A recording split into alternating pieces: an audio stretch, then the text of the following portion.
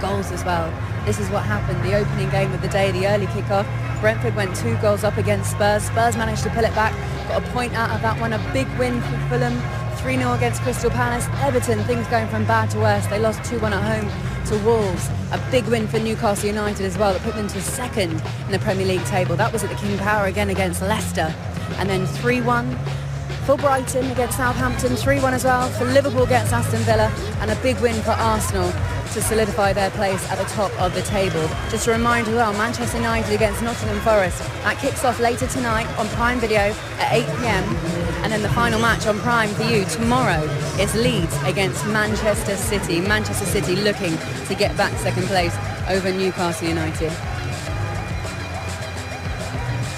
And there is how it looks at the moment. Fulham overtook Chelsea yesterday. Chelsea have managed to get that place back. They are in 8th. Spurs, you can see there, they're on 30 points in that top 4. That is what Chelsea are chasing at the moment. Looking a little bit tight at the top. Well, Arsenal got some distance, 40 points, and then it's Newcastle United, followed by Manchester City. Manchester United just outside that spot. They're 5th at the moment on 26 points. And if you have a little look at the bottom half of the table, here you go, you can see Bournemouth there sitting 14th. More importantly, 3 points above the drop. Wolves currently occupying that space in 18th. Then Nottingham Forest, and then Southampton, rock bottom of the Premier League. We have got all the goals, we've got all the analysis, and we've got comment from... Kai, congratulations. A really nicely worked goal as well coming in from Sterling. Did it feel comfortable for you when you saw that ball coming into you? Yeah, I mean, I know what kind of vision Raheem has, and I think he loves to place these balls, and yeah, it was a perfect time ball, and I'm happy to score at the end. Very important as well to score straight after this break, particularly with the 3 games before the Premier League break where Chelsea hadn't scored.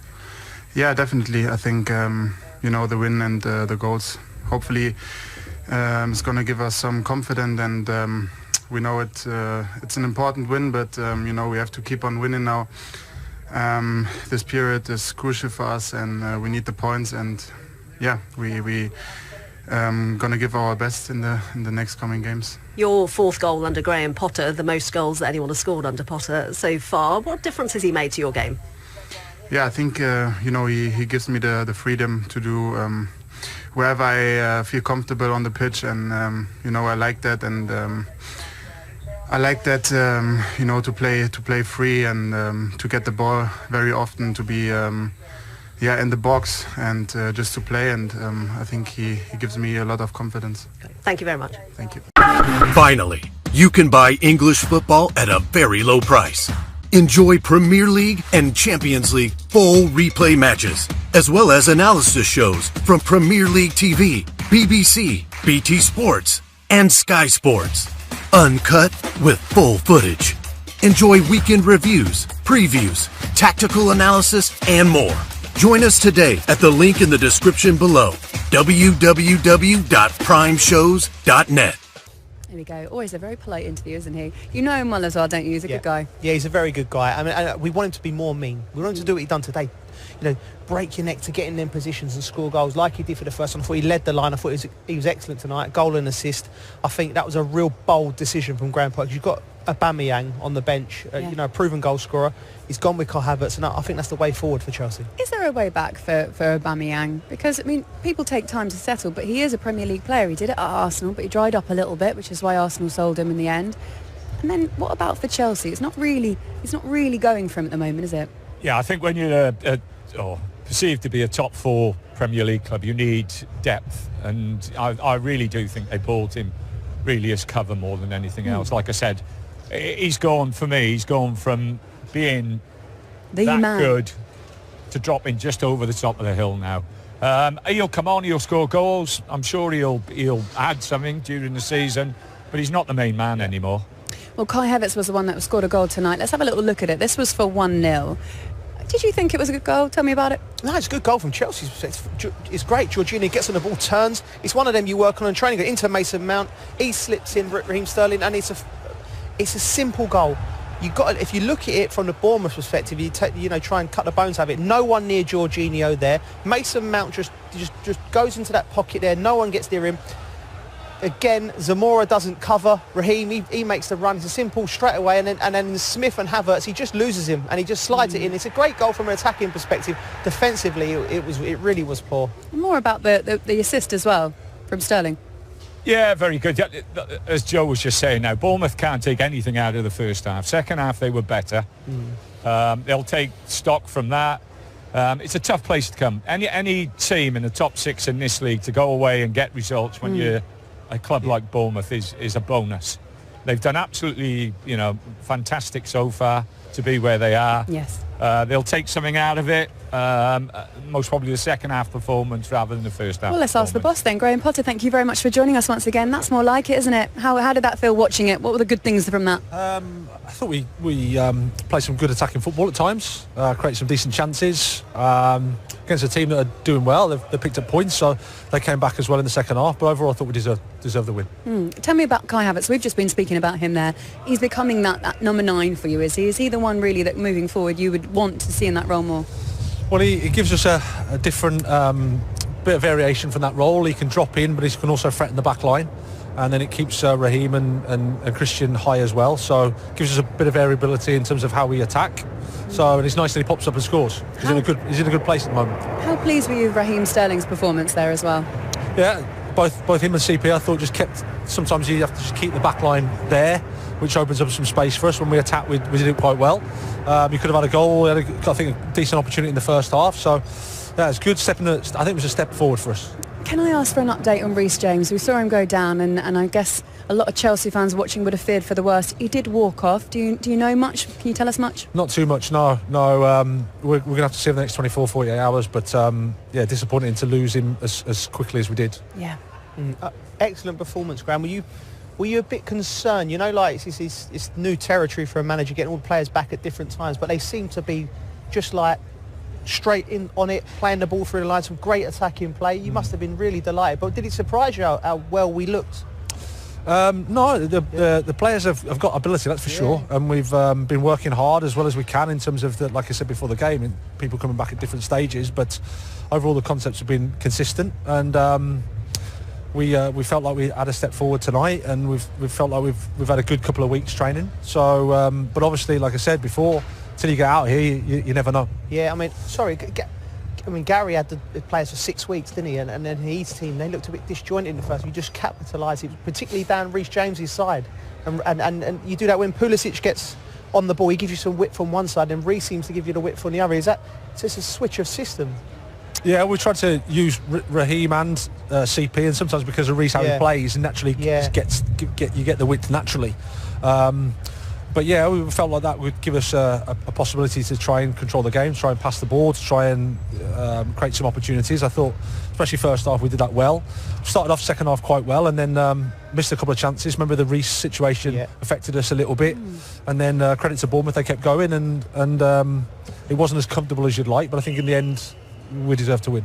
Graham, how do you feel now about the fixture list that you've got coming up, and the way the games in the Premier League and all the other competitions seem to come quite thick and fast? It's fun. It's challenging. That's what it is. There's no point me complaining about it, that's for sure. We're happy to be involved. We're happy to compete, and we'll just see what it is. Graham, really and truthfully, the 3 points are the most important thing tonight. Having had such a long break, to come back in, win the game, settle everything down, get the players back on board, hopefully giving them a little bit more time for the next game, and off you go again. Yeah, of course, I can say that after the game. It's nice to win. We wanted both, to be honest. We wanted a performance in front of our supporters. We wanted to play better than we have done. And like I said, I can stand here and make excuses, but the reality of it is we weren't happy with our performances, and as a result, the results weren't good enough either. So we had to do both, I think, tonight, and I think we did that. Yeah. Graham, can I ask the difference? We spoke before about the change from Brighton to Chelsea. How different does the pressure feel here when you go through that run of 3 games without a win, or 3 Premier League losses? Does it feel a lot different, the scrutiny that you get? Well, no, because I don't really listen to it. So I don't, with the greatest respect, I don't listen to you guys, or don't heartbreaking hear the media. So it's but of course you're aware of it, because I get the media afterwards. You get the questions though, don't you? Of course, exactly. And you can make a case for a bit of perspective, and you can make a case for a different alternative, but there's enough noise out there, and the more contentious it is, the more viewing we get, and the more you guys get the clicks, and that's just how the world works. So you have to accept that. We're part of the game. Is it more eyes? Is it more pressure from above? Perhaps not the media then, and media aside, but is this a different organisation here at Chelsea to perhaps the feeling that you had at Brighton? Well, only in that it's so new. I think the support I've had from the owners has been fantastic. I don't feel any pressure from them other than we all want to win. The pressure is from the fact that it's Chelsea Football Club, but at the same time we've been through a huge transition. This club has had to deal with quite a lot, and it's been quite challenging in terms of how the fixtures have run for us and the World Cup and all that sort of stuff. And again, it sounds like I'm making excuses and blah blah blah. But it is what it is, and we have to get on with it, and we have to get the results, and tonight has helped us. Like Tony said, we needed the 3 points. And your 3 points you got. Listen, we'll let you go, Graham. Thank you so much. Lovely to speak to you. Take care. Graham Potter there, Cheers, Chelsea Graham. manager. Live with us. Thank you, Graham. Thank you so much. On Prime Video. There we go. Put that there. I mean, you guys can give me a better perspective of this. Former Chelsea player, former manager as well in that sense. Is there a different pressure? Because I know us in the media do focus on it, and it's great that he's not listening. But surely at Chelsea there's going to be a lot more glare. There is a lot more glare, and I think, but what he alluded to, he said about the transition the club's been in. You know, that was under the previous regime. 3 games in the Premier League would have been, alarm bells would have been going. But they've not got Graham Potter in to get rid of him in 2 months. They got rid of him because of what he'd done at Brighton. Which what he done was he built a team that was capable of competing at the top end, punched above their weight really. So they probably looked at that and probably thought, right, what can he do with these resources? They're actively, we've seen the owners actively going out looking at players. Well, I think they've got a fantastic squad and a fantastic group of players here, and most probably enough to get in the top 4. But it looks as though there's a change in respect of the director of football they've brought in. Yes. In respect of youth development. Chelsea have spent an absolute fortune over the last 10, 15 years on the academy. You know, they've had consistently one of the best academies in Europe.